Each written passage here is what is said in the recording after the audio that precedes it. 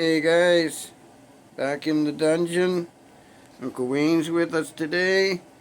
We're going to pull a piston out of this motor quick so that we can measure the ring width and make sure we get the proper rings when we go down to our local shop and order them.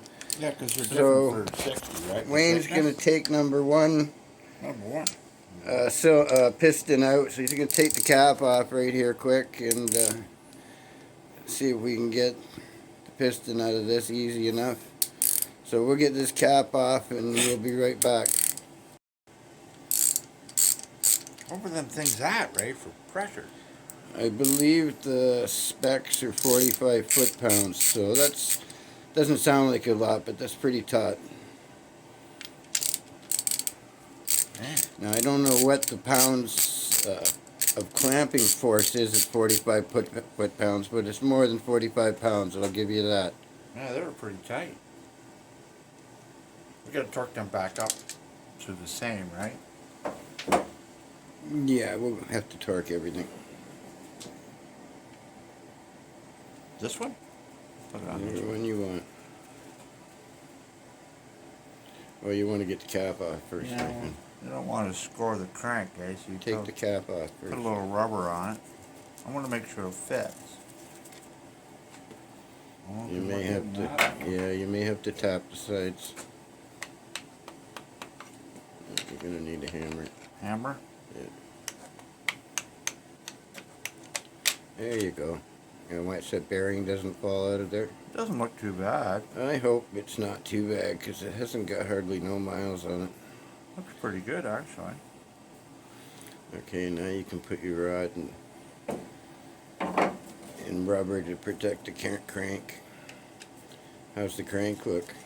About the same as the... yeah, it looks good. Well, we'll give it a quick polish before we put it back together. I would give it a polish. Alright, little rubber hose to protect the crank. He's going to tap the piston down, protecting that crank journal with all his life because he knows someone will kill him if he scratches it. Yeah. I hope it's... Okay, now do you need me to come around the other side and catch that, or? Well, I'm not there yet. Colleen called, I declined. Oh, that bearing's gonna fall. Okay, yeah, that bearing, set it with that, because we'll put it back in that rod when we get it out. Well, it'll only fit in one way, right? Yeah. You want me to catch that piston, or are you going to be able to take care of it? Well, maybe use that hammer. Here, let me tap that a little bit.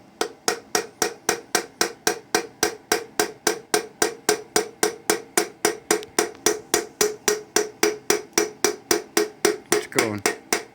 You're there. You out? Take this rod off. Pull the rod off. We don't want to scratch any cylinder or anything up. Okay, can you reach your finger down in and hold that rod? I got it. Now let your piston drop. Now just carefully pull it out. Alright. You know, they don't look that bad. Yeah, well, the problem is he washed the cylinders with gas. So they're all polished cylinders, and we want that crosshatch in them. And we got it apart, we might as well put rings in. Yeah. The rings have also been scored. So there's two different sizes of 60 over. Apparently, yes. That's what Brad said. So I'm gonna find my wallet in the card, and we're gonna measure the rings, and we know what to order. Yeah. All right. Yeah. All right, guys, we got that out. We're gonna do some measurements so that we can order the proper rings. Everything looks pretty good. Looks like the crank will use a quick polish. The bearings look good. I don't see anything super outstanding so far, so we'll order some rings and we'll continue in a couple of days taking the rest of this motor apart. So far so good, guys. Talk to you soon.